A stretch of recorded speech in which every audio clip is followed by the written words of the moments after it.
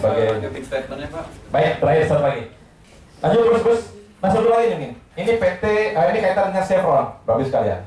Chevron ini lucu lagi, lucu. Chevron ini hampir kayak PT Asian Agri. Jadi kita baru kemudian menuntut si Rizky Premanturi, PT Green Power Indonesia, dan sekarang Inkrah juga.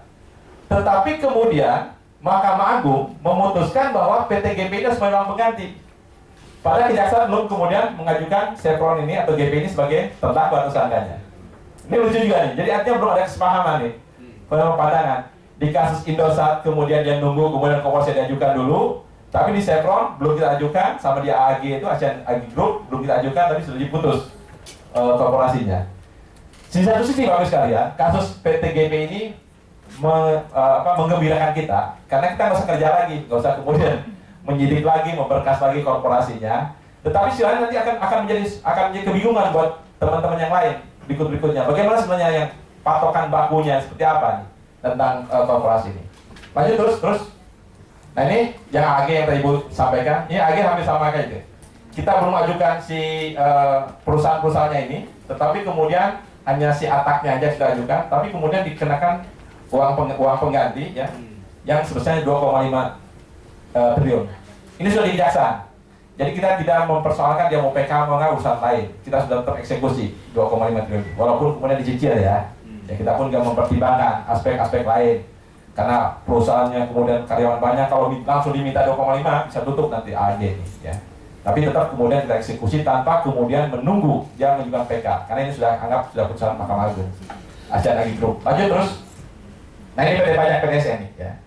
Jadi Surabaya ini jelas-jelas corporate crime, saya ikut sekalian. Orangnya sudah dihukum, ya. Kemudian korporasinya tidak dihukum, kita ajukan ke pengadilan. Mohon maaf Ibu, ini kita harus sampaikan kepada teman-teman. Hakimnya ngomong, Pak Jaksa, Bu Jaksa, ini perkara baru katanya. Kami nggak tahu tunggu prosedur tata acaranya seperti apa nih ketika membubarkan perusahaan nih. Padahal undang-undang PDP disebutkan bahwa jaksa atau kejaksaan dapat kemudian mengajukan pada pengadilan negeri untuk membubarkan perusahaan apabila perusahaan itu satu melanggar kepentingan umum, kedua melanggar undang-undang. Ini jelas melanggar undang-undang kok PTSN ini. Dia bikin faktur pajak fiktif jelas kok. Kerugian ke negara udah jelas. Nih, ada kemudian 118,6 miliar rupiah ya. Nah, ini perlu kita pecahkan oleh sekalian ya. Persoalan lapangan. Lanjut lagi. Ini kasus SN ini kita ajukan. Terakhir Bapak sekalian, bahkan di putusan pengadilan negeri ini malah kita yang dihukum Pak. Kita suruh bayar uang perkara. Nih sebesar walaupun nggak besar tuh ya. Sejak 7.400.000 itu. Karena dianggap bahwa persoalan terhadap korporasi ini dalam konteks ini gitu menyatakan tidak dapat diterima. Pada awalnya waktu kita ngajukan itu hakimnya bilang, ya Pak Jaksa nanti kita tunggu pengadilan pidananya dulu yang kasus Hadi Mulyonya itu. Setelah itu inkrah baru kita ajukan. Setelah inkrah ternyata kami kemudian tidak diterima. Kemudian ini membayar biaya perkara. Lanjut terus satu lagi, 1 menit Mas ya. Sebelum sampean ngatasi saya udah siap ya. Terakhir nih ya, ini PT Asin nih bos sekalian. Kaitan dengan ini yang kemudian menerima kemudian menggunakan faktur pajak PTSN. Kerugiannya luar biasa juga nih. Kita menggunakan ketentuan pasal 138 Undang-Undang PT untuk membubarkan, mengajukan pemeriksaan. Tapi ini termasuk perusahaan yang beretikat baik ya. Jadi akhirnya menyerahkan pada kejaksaan data-datanya ya. Sekarang lagi diperiksa oleh Kejaksaan Tinggi Jawa Timur. Lanjut terus. Nah, Ibu sekalian ini, tapi jangan lihat yang ininya ya. Lihat. Yang ini aja nih, yang ini aja. Kalau ini jangan, nanti batal puasa nanti yang atasnya. Ya. Terutama teman-teman mahasiswa lihat di belakang ya. Jadi Bapak sekalian, tentu saja bahwa yang terakhir saya perlu ada semacam standar guidelines ya. Keluar ya. Yang kemudian kita tidak bingung Pak. Jadi putusan di Banjarmasin beda, Surabaya beda, Bandung beda, Irian Jaya beda, dan sebagainya beda. Yang kedua Bapak sekalian, perlu ada pernikahan bersama. Kayak hal seperti ini saya makanya berkali-kali sama Bu Monica, ayo Bu, di fasilitasi kita biar ketemu bareng-bareng. Sehingga ada kesamaan ketika nanti misalnya kita tidak menggunakan kata-kata di dalam dakwaan kami jenis kelamin tentang korporasi, jadi hakim udah tahu lah, udah pasti akan ditolak eksepsi penasihat hukum itu. Ketika kemudian hal-hal yang tidak sesuai dengan ketentuan normatif misalnya, ada hal yang saya itu mungkin Pak. Oke. Jadi saya minta tadi waktu 1 menit, saya pikir tidak lebih dari 2 menit tadi ya saya sampaikan. Kurang lebihnya mohon maaf, nanti ada diskusi, Bapak sekalian, yang bisa saya sampaikan. Dan saya akhiri dengan ucapan Assalamualaikum warahmatullahi wabarakatuh. Salam ya, warahmatullahi wabarakatuh. Memang beda ya kalau yang melihat wajah-wajah segar, jadi semangat ya Pak ya. Jadi Pak Asep ini luar biasa menyampaikan sisi dari kejahatan korporasi. Baik, Bapak Ibu sekalian dan saudara-saudara sekalian, sekarang kita akan melihat kalau tadi Ibu Albertino sama Ibu Albertina dan Pak Asep sudah menyampaikan dua persentase dari sisi penegak hukum, satu seorang hakim, satu seorang jaksa, dan melihat tentang tindak pidana korporasi, dan keduanya kelihatannya bersepakat bahwa belum banyak kasus-kasus yang diangkat yang pelakunya adalah korporasi. Bahkan Ibu Albertina tadi menyebutkan pasal-pasalnya juga nggak begitu banyak ya yang mengatur soal ini. Soal identitas juga jadi masalah ya, karena perspektif KUHP kita lebih kepada perorangan, jadi tidak akan bisa mempidana korporasi. Undang-undang korporasinya juga banyak dan punya penafsiran yang berbeda-beda, jadi ini menjadi persoalan juga. Dan kita akan pindah ke sisi yang lain, ke Pak Meta Dharma. Beliau bukan jaksa, beliau juga bukan hakim, beliau adalah seorang jurnalis, ya, penulis buku juga, aktivis di Aliansi Jurnalis Independen. Bahkan beberapa bukunya sempat bestseller ya. Kalau Anda pernah baca buku Saksi Kunci, beliau adalah penulisnya. Beliau juga beberapa kali mendapat awards ya dari Aliansi Jurnalis Indonesia dan juga dan juga dari Persatuan Wartawan Indonesia. Jadi saya pikir Pak Meta akan melihat dari perspektif yang berbeda soal korupsi ini. Dan 20 menit Pak, mudah-mudahan tidak melebihi dari waktu Pak Asep ya. Jangan dicontoh Pak Asep, dicontoh Ibu Albertina. Ya 20 menit, karena kita nanti akan ada sesi tanya jawab, kemudian ada buka puasa. Silakan Pak. Terima kasih Pak, saya berdiri, kondisi berdiri. Saya mungkin nanti langsung saja, karena tadi sudah diuraikan. Saya ke spesifik kasus yang saya tangani, khususnya Asian Agri. Saya sebuah kehormatan, saya berada di tempat itu dengan Ibu Albertina. Perlu kita semua ketahui, Ibu Albertina adalah hakim teladan pilihan Tempo. Jadi saya kira saya selalu karir saya lebih banyak di dunia jurnalistik, spesialisasi saya di bidang ekonomi dan investigasi. Kemudian banyak bergelut dalam persoalan-persoalan korupsi. Saya juga member dari Transparansi Internasional Indonesia. Dan saya kira memang saya selalu merasa selalu ada harapan di tengah suasana segelap apapun. Selalu ada orang-orang baik dimanapun. Dan saya kira Ibu Albertina adalah salah satu harapan dari begitu banyak orang di negeri ini di sisi hukum. Jadi, saya kira sebuah kehormatan Ibu Albertina. Saya langsung saja. Ini sebetulnya presentasi ini saya sudah berkali-kali saya sampaikan di banyak forum. Beberapa tahun terakhir saya ikut di FGD Pajak, kemudian Pengawas Pajak, Satgas Mafia, Anti Mafia Hukum, kemudian juga di KPK dan LPSK, terakhir di Bank Indonesia. Ternyata memang persoalan korporasi ini sangat-sangat jauh dari jangkauan instrumen hukum yang ada di kita. Terakhir saya ke London dengan Pak Ibu Susen, Kepala PPATK, dengan Pak Cuk dari Kejaksaan Pak, ya, yang memburu aset Asian Agri. Kemudian dengan kawan-kawan dari Indonesia Corruption Watch, saya bertemu dengan penyidik dari aparat penegak hukum dari negara-negara tax haven atau suaka pajak, British Virgin Island, kemudian Jersey, tempat di mana harta Tommy Soeharto yang diburu itu tidak balik-balik. Tapi luar biasa sulit untuk menjangkau itu, dan saya kira mungkin saya agak sedikit berbeda pendapat Pak. Saya kira persoalan korupsi korporasi, tapi yang menurut saya paling urgent dan itu harusnya dikejar adalah bukan korporasinya, bukan perusahaannya, tapi beneficial ownernya. yaitu siapa ultimate beneficial owner atau pemilik utama dari semua korporasi besar ini. Karena pada kenyataannya di kita, saya kalau mengikuti perkembangan korporasi di Indonesia, terjadi perubahan yang signifikan setelah krisis 98. Korporasi kita tidak lagi bersifat konglomerasi seperti dulu, semua konglomerat menjalar ke semua sektor. Begitu krisis, semua kemudian lari, banyak yang lari, uangnya terutama. Headquarternya itu pindah ke Singapura, bisnisnya di Indonesia, perkebunannya, pabriknya dan sebagainya. Kemudian legal entity dari perusahaannya itu adalah di negara-negara tax haven yang hanya dengan $1, hanya satu kotak pos sudah menjadi perusahaan. Rekening, jadi perusahaannya di British Virgin Island, perusahaan pulau-pulau kecil. Rekeningnya perusahaan ini tidak di British Virgin Island, rekeningnya di Hong Kong. Jadi Anda bayangkan bagaimana menjangkau korporasi untuk meminta atau menyita aset. Saya akan uraikan mungkin beberapa contoh, dan satu contoh saja yang akan saya urai adalah ini saya tulis artikel saya di majalah Tempo Januari 2007, Akrobat Pajak. Ini menjadi buku tahun lalu dan sekarang sedang dalam proses penerjemahan, sudah selesai dan diterjemahkan dalam bahasa Inggris. Saya sengaja menuliskannya dalam buku sekitar 500 halaman.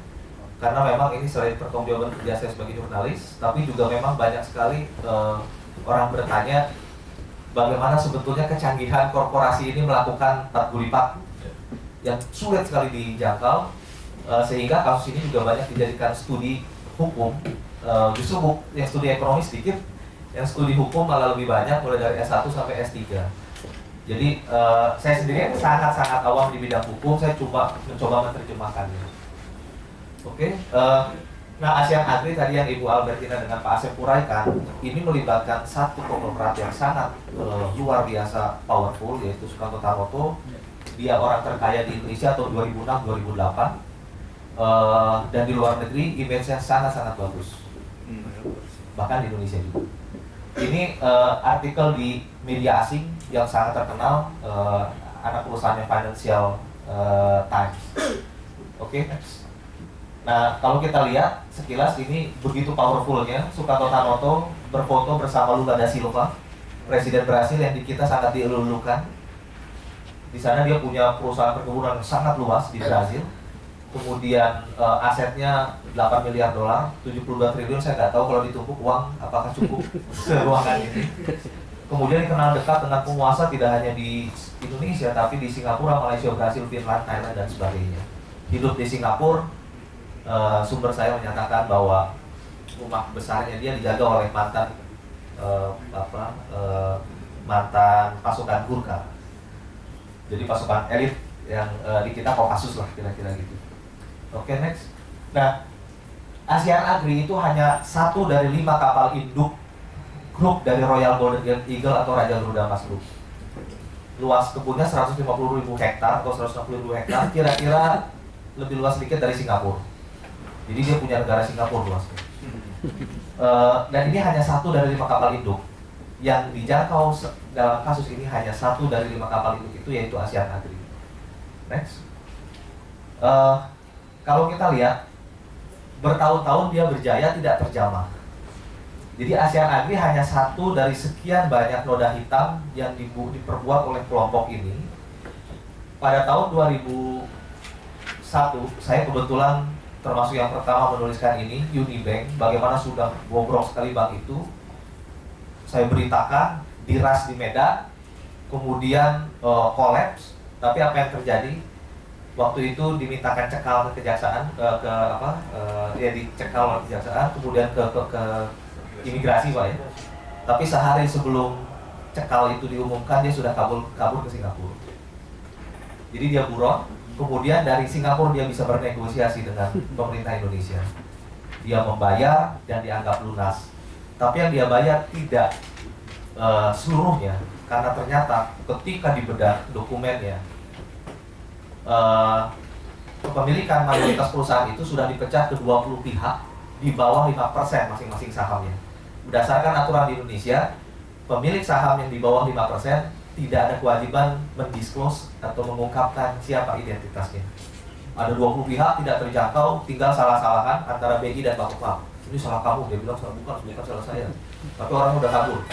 Dan akhirnya negara yang nombok 1,4 triliun. Ada juga Riau Pulp and Paper, pembalakan liar di Riau, pembalakan liar kayu ya di Riau, disita oleh Polda. Ya, yang bersaksi adalah Kapoldanya, Brigjen Suciptadi. Tempo memberitakan, Tempo digugat, saksinya itu adalah dari Kapolda sendiri, dan Tempo kalah. Kasus ini pun selesai, berhenti.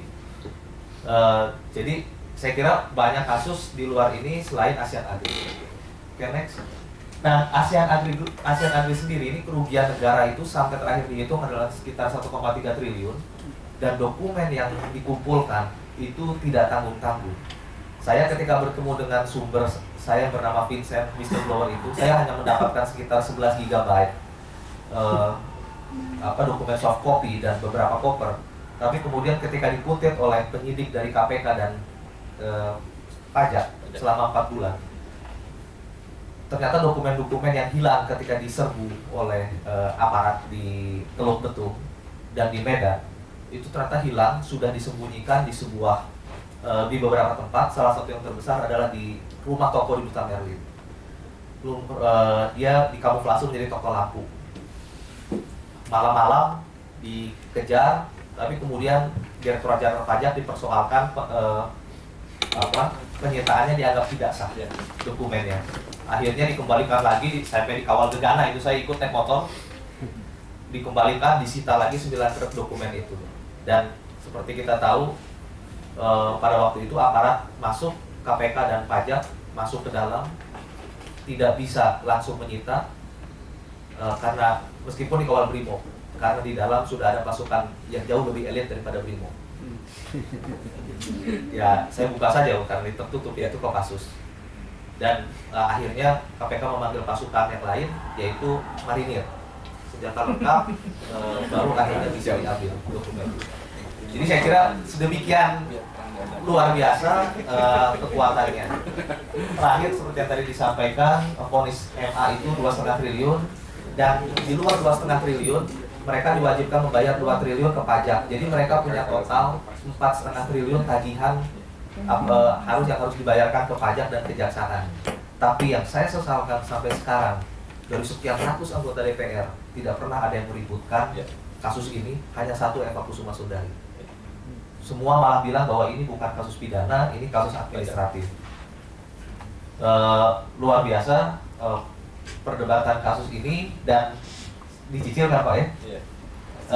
Mudah-mudahan, harusnya kalau saya hitung tenggatnya Oktober. Oktober itu mereka harus sudah lunas membayar. Tapi saya khawatir di PK kalau sampai kalah, saya tidak tahu apakah kemudian negara harus mengembalikan uangnya. Pajak juga memiliki kekhawatiran sama karena mereka banding. Dan kalau ini terjadi, saya kira ini malah petaka luar biasa. Kita ribut bertahun-tahun kasus Senturi 6,7, ini 4,5 triliun di depan mata. Dan harusnya dia kalau mau final, mau maksimal membayar 4 kali atau 500%, yaitu 5 kali 1,3, yaitu 6,5 triliun setara Senturi. Tapi tidak ada yang ribut dalam kasus ini. Oke, next. Kemudian modusnya banyak sekali, ini sangat teknis ya. Tapi intinya saya kategorikan korupsi ini dalam korupsi luas. Dia menekan pembayaran pajak sedemikian rupa dengan berbagai modus yang tidak terjangkau oleh aparat kita. Pajak pun geleng-geleng bingung bagaimana menjangkaunya. BI tidak bisa mendeteksi aliran uang karena dia putar uangnya dengan transaksi. Jadi misalkan dia bikin biaya fiktif, biayanya tidak ada tapi dicatatkan sebagai biaya. Nanti kita lihat itu tidak kalau biaya kan harusnya dikeluarkan, ada orang potong rumput, kita bayar ke tukang potong rumput kan. Ini tidak, uangnya itu tidak dikeluarkan ke pemotong rumput, tapi masuknya ke tangan kanan tukang rokok, terus mengalir keluar. Dia bikin macam-macam transaksi hedging fiktif, transfer pricing, keluar dan sebagainya. Next. Nah, ini saya ingin gambarkan yang dijangkau oleh aparat kita, pajak itu hanya 15 perusahaan di bawah. Yang bertahun-tahun disidangkan itu sampai sekarang 6 tahun, 7 tahun, saya sendiri membuat bukunya 6,5 tahun, hanya menjangkau ini. Saya mempelajari semua lembaran negaranya, itu tidak ada nama Sukarno Tanoto. Mereka di pengadilan bilang ASEAN Agri bukan milik Sukarno Tanoto dan tidak bisa diapa-apakan. Tapi ternyata setelah saya cek, ini mengalir. Mereka bikin perusahaan di British Virgin Island, Mauritius, di Hong Kong, dan ternyata dia tidak hanya ngemplang pajak di Indonesia, tapi ngemplang pajak di Hong Kong. Saya mengirim surat ke aparat pajak Hong Kong, otoritas pajak Hong Kong bilang kami tidak bisa bicara dengan Anda karena Anda bukan orang yang berwenang. Memang benar. Tapi ya itu tidak terjangkau, aliran uang ini mengalir terus sampai ke atas. Jadi kalau yang di sini yang disikat, perusahaan ini tidak menjangkau sama sekali si beneficial owner. Saya bertemu dengan beberapa aparat di British Virgin Island. Saya tunjukkan benar nggak dokumen ini, mereka tidak mau menjawab. Tapi yang saya punya harapan adalah, dan saya kira ini harus terobosan ini ditiru oleh Indonesia. Pemerintah Inggris mungkin dalam tahun ini itu mereka akan mewajibkan seluruh perusahaannya membuka identitas beneficial owner-nya. Jadi 2,5 juta korporasi di Inggris akan diunggah datanya ke satu sistem di mana publik bisa dengan mudah mempelajari dan mengetahui identitas perusahaan itu. Oke, next. Nah, ini yang tadi biaya ini dikeluarkan 11 perusahaan. Ini saya hanya 1 hari, 1 November 2004, keluar biaya 20,8 miliar. Ternyata tidak dibayarkan kemana-mana, masuk ke rekening namanya Eldo. Itu tangan kanan Sukarno Tanoto, yaitu Edi Lukas dan Joko Utomo. Ada juga Harel, rekening Haryo, itu ada siapa namanya lupa saya, Haryo Wisastra dan Edi Lukas. Banknya di Bank Bumi Putra, dikonvert ke dolar, kemudian mengalir ke luar negeri. Jadi kira-kira modusnya seperti itu. Next. Nah, saya kemudian mendapatkan dokumen. Apakah ini direncanakan? Sangat-sangat direncanakan. Ada dokumen yang namanya cross border tax planning. Jadi setiap tahun mereka rapat, disusun sedemikian rupa rencana penggelapan pajak itu, sehingga ketika diaudit oleh auditor internasional itu tidak akan terjangkau. Dokumennya clean semuanya. Karena apa? Ada satu lantai di gedung Uniland di Medan, lantai 7, itu bukan untuk operasi perusahaan, tapi untuk membuat perencanaan pajak. Dan dibuat semua dokumen itu dari ujung sampai ke ujung itu seolah-olah asli semua. Jadi kalau diperiksa itu ya lengkap semua, uang palsu semua. Jadi saya kira sedemikian dahsyatnya mereka kemudian bikin 14 perusahaan agri di Indonesia dan offshore, yaitu membuat perusahaan di luar negeri. Oke, next. Ini perencanaan pajaknya kira-kira ditransfer ke luar negeri setahun 30-40 juta dolar atau 400 miliar ya, kira-kira seperti itu. Skemanya seperti tadi saya sebutkan, jual barangnya dari Indonesia ke Macau, ke British Virgin Island, baru ke real buyer dan sebagainya. Jadi bertahap. Oke. Ini menarik, pernah juga didatangi oleh selain oleh Tempo juga oleh RCTI. Ternyata perusahaan-perusahaan yang didirikan di sana itu paper company, seperti yang Pak Asep tadi sampaikan, itu tidak ada awaknya, cuma ada resepsionis.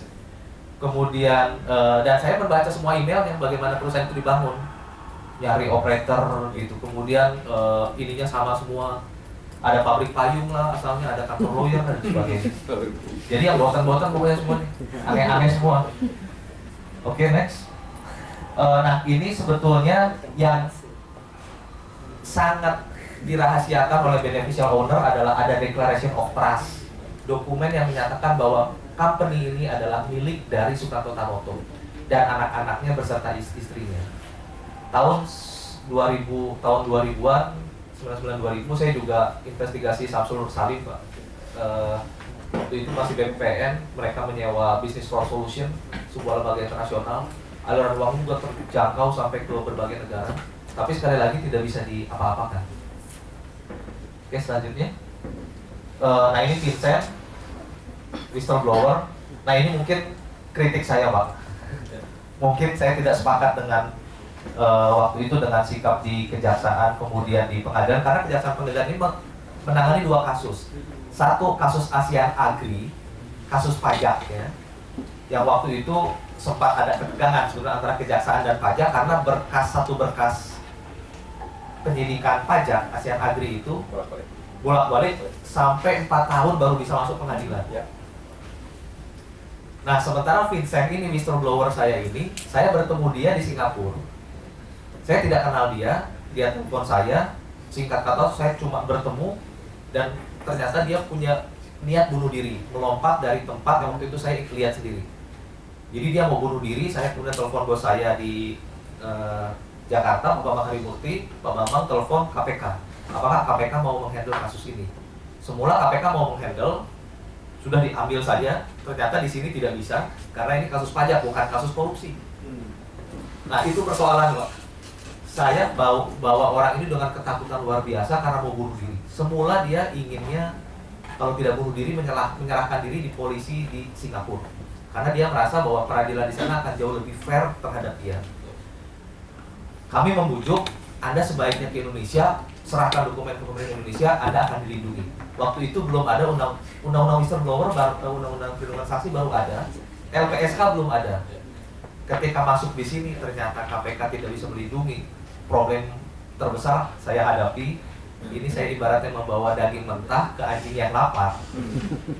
Dalam hitungan hari dan terus terang, entah bagaimana KPK melakukan operasi intelijen, saya ada di situ juga, bisa selalu dikuntit oleh aparat polisi.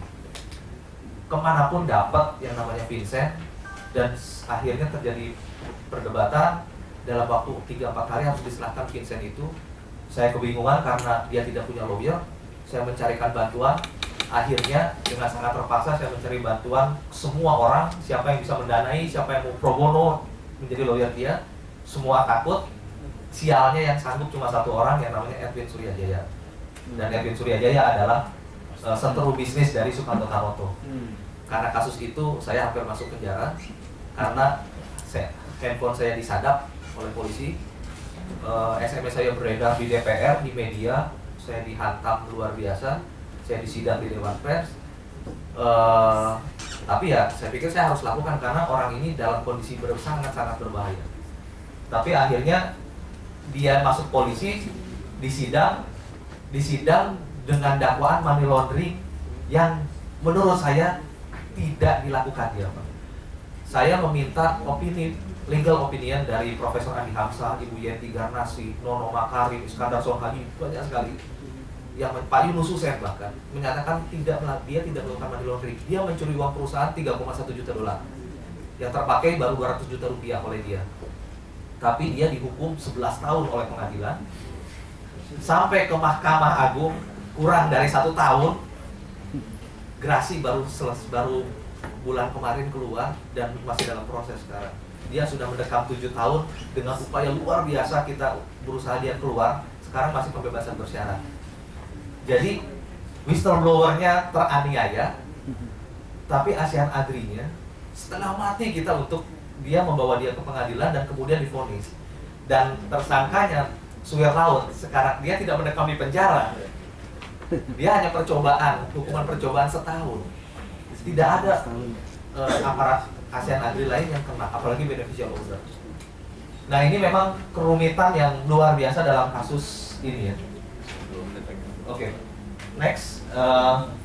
Nah saya cuma ingin, saya sebagai orang awam merasa bahwa pemberantasan manipulasi pajak memerlukan 3 kaki. Korupsi sektor swasta, saya sepakat korupsi sektor swasta dimasukkan sebagai salah satu unsur supaya bisa dijerat. Kedua adalah perlindungan whistleblower. Ketiga adalah ada jerat pencucian uang. ASEAN Agri saya hakul yakin tidak akan bisa dijaman sampai ke atas, sampai ke beneficial owner kalau tidak menggunakan jerat pencucian uang. Nah persoalannya tidak ada yang memulai sampai sekarang jerat pencucian uang untuk ASEAN Agri. Next. Whistleblower penting karena data di Amerika menunjukkan bahwa ternyata yang paling besar berperan membongkar itu adalah employee 19,2%, yang kedua media. Bahkan pengawas pasar modal itu di urutan di bawah, SEC. Next. Ini kasus-kasus di luar negeri ya, bagaimana mereka bisa dibongkar. Selanjutnya, ini nonton aja filmnya, itu bagus sekali kasus itu.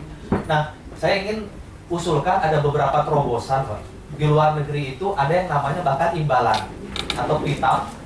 15-30% dari uang yang diselamatkan. Jadi kalau ada whistleblower di luar negeri membongkar kasus dan ini terbukti ada uang diselamatkan, dia bahkan dapat bagian.